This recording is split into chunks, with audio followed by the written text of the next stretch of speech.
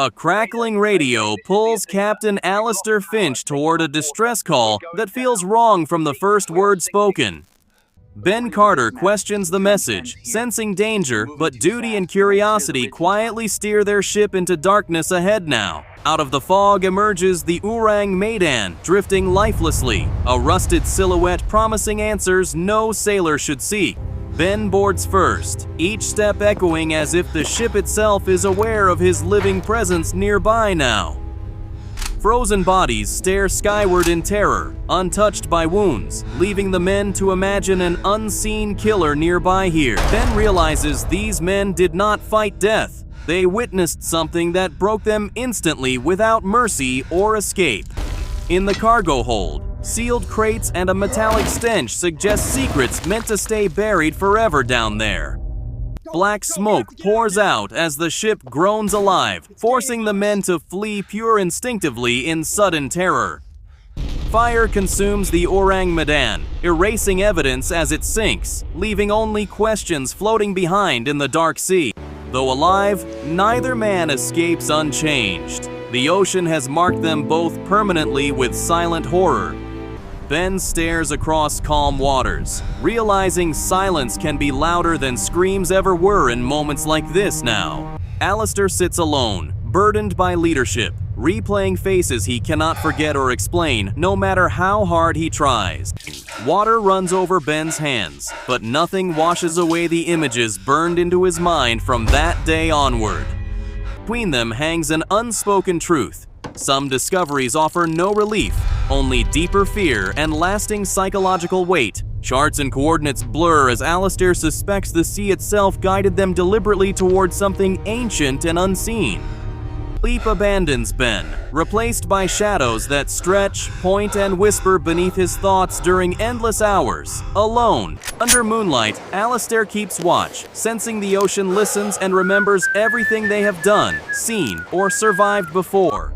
A ripple on the horizon suggests movement, not of waves, but of intent beneath the surface, waiting, watching, patiently. Ben documents madness in ink, afraid forgetting might invite the horror back stronger than before, someday, without warning, again. Together they face open water, knowing answers will never rise with the sun or grant peace, closure, understanding, ever. Alistair grips the wheel as instruments misbehave, reflecting his fading sense of control over fate, destiny, direction, sanity. Now, Ben studies the sea, hypnotized by patterns that feel disturbingly deliberate, like signals, messages, warnings, meant only for him. Fear finally surfaces between them, urgency replacing restraint as reality presses closer with every mile, breath, second passing. Now, fog closes in, erasing distance, making the world feel small and hunted by something vast, unseen, ancient, patient, waiting. Ben curls inward, mind fracturing as whispers crawl through his thoughts relentlessly without source, mercy, logic, comfort. At the radio, Alistair hesitates, understanding some messages should never be repeated once heard.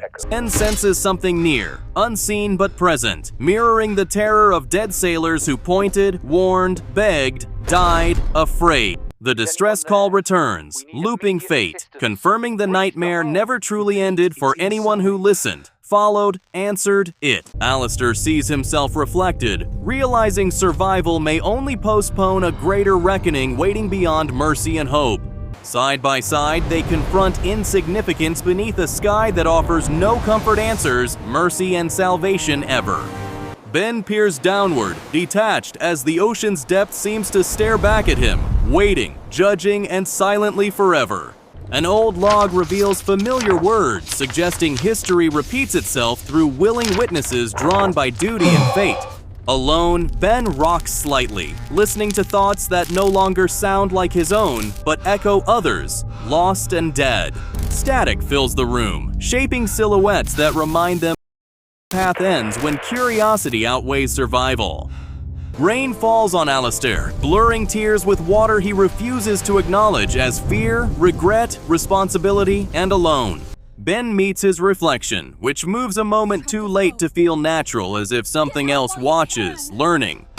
At the bow, the ocean stretches infinitely, dwarfing human courage and meaning beneath ancient depths below them. Alistair locks the truth away, knowing secrecy is sometimes humanity's final defense against panic and annihilation itself.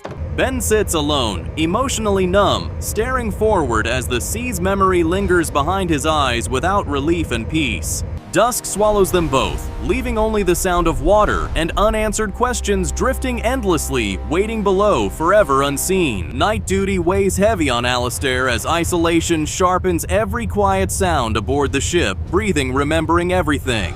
Ben listens closely, recognizing familiar words forming within the static again like a memory echo warning curse returning now. The radio confirms their fear. The message was never unique to one ship, but repeats endlessly, patiently hunting listeners. Ben's composure breaks as realization strikes that they are already part of it. Trapped, chosen, marked, remembered, claimed forever. Alistair accepts what cannot be fought, only endured until the sea decides otherwise without reason, mercy, warning. Ben collapses inward, overwhelmed by voices that no longer belong to memory but demand, repeat, condemn endlessly. Alistair steadies Ben, knowing leadership sometimes means guiding others through inevitable despair without answers, hope ahead. Alistair speaks the message aloud, completing a cycle older than either man ever intended, imagined, and escaped fully. Ben hears the words repeated, understanding now why the dead looked so afraid when facing and knowing truth. They stand apart as the sea listens, satisfied another story has begun beneath silent waves and endless waiting. Dawn reveals nothing new, proving daylight offers no protection from what follows once the ocean chooses you. Ben sketches compulsively, fearing that stopping might allow the images to move freely, independently alive and approaching him. Together, they search the horizon, hoping distance still means safety in a world increasingly smaller and watched enclosed. Below deck, familiar shadows remind Ben the ship is never truly empty, even when silent, still abandoned and drifting alone.